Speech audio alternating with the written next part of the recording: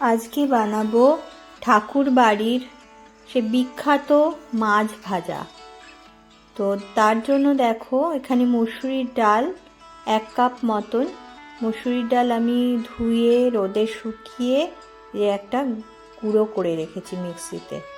গুঁড়োটা কিন্তু খুব মিহি হবে না, একটু খচখচে, মানে ওই দরদরা টাইপের থাকবে, খচখচে গুঁড়োটা হবে, একদম মিহি করে গুঁড়ো হবে না।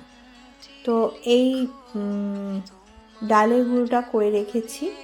এদিকে দেখো আদা, রসুন, কাঁচা লঙ্কা আর কিছুটা ধনে পাতা আমি মিক্সিতে পেস্ট করে নেব। ধনে পাতাটাকে ভালো করে ধুয়ে গুছিয়ে রেখেছিলাম আগে থেকে, তো পেস্ট করা আমার হয়ে গেছে। এবার একটা বাটিতে আমি 3 পিস একটু বড় সাইজের কাতলা মাছের টুকরো নিয়ে নিয়েছি, বড় বড় 3 পিস মাছ নিয়ে নিয়েছি। এরপরে ওই যে পেস্টটা করে রেখেছিলাম আদা, রসুন, কাঁচা লঙ্কা আর ধনে পাতা, সেই পেস্টটা আমি দিয়ে দিলাম। এরপরে কিছু মশলা দেব। মশলার মধ্যে দেখো লবণ দিচ্ছি, তারপরে দেব হচ্ছে তোমার হলুদ গুঁড়ো, মানে নুন, মাছে যেরকম নুন হলুদ দিয়ে মাখায় সেই রকমই লবণ আর হলুদ দিলাম। আর দেব হচ্ছে তোমার গোলমরিচের গুঁড়ো আর গরম মশলা। এই কটা মশলা দিয়ে আর ওই পেস্টটা দিয়ে আমি মাছটাকে খুব ভালোভাবে এপিট ওপিট পুরো ভালো করে খুব মাখাবো। এই দেখো এপিট ওপিট করে খুব সুন্দর করে মশলাটাকে আমি মাছের গায়ে মাখিয়ে দিলাম। এরপরে আমি 2 চামচ মতন দই নিয়ে সেটাও মাছের গায়ে ভালো করে মাখিয়ে নেব। মাখিয়ে অনেক, মানে যে যেরকম পারো রাখবে, যাদের হাতে টাইম কম তারা অল্প সময় ম্যারিনেট করে রাখবে।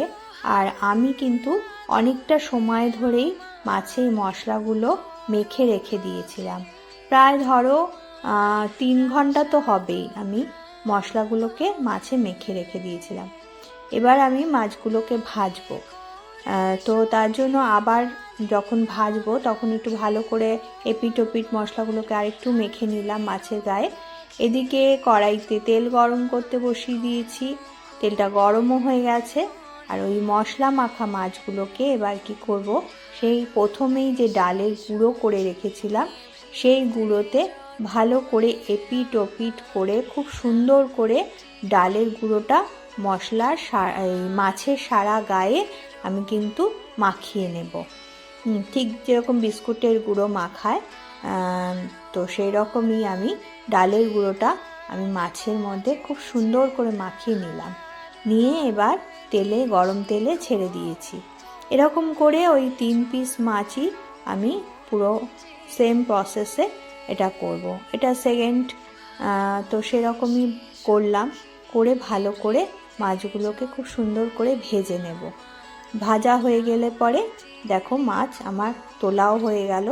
তো 3 পিস মাছই খুব সুন্দর করে আমি ভেজে তুলে নিলাম। এবার আমার রান্নাটা কমপ্লিট হয়ে গেল। এবার আসছে সাজানোর পালা।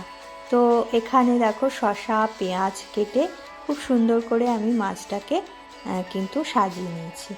এবার খাবো, খেয়ে বলবো তোমাদের কেমন হয়েছে। কেননা আমি এটা ফার্স্ট টাইম বানিয়েছি। আমি কিন্তু এটা বিভিন্ন চ্যানেলে দেখেছি করতে রান্নাটা, এবং ইউটিউবেও দেখেছি। দেখে আমার খুব ইচ্ছে হয়েছিল আমি এভাবে ঠাকুরবাড়ির রান্না করি। তো কবিগুরু রবীন্দ্রনাথ ঠাকুরের বাড়ির রান্না এটা। তো দেখো আমি সেটা দেখেই কিন্তু আজকে ট্রাই করে ফেললাম। আর ট্রাই করে এই যে দেখো মাছ ভেজে তুলে এবার টেস্ট করে তোমাদের বলবো কেমন হয়েছে।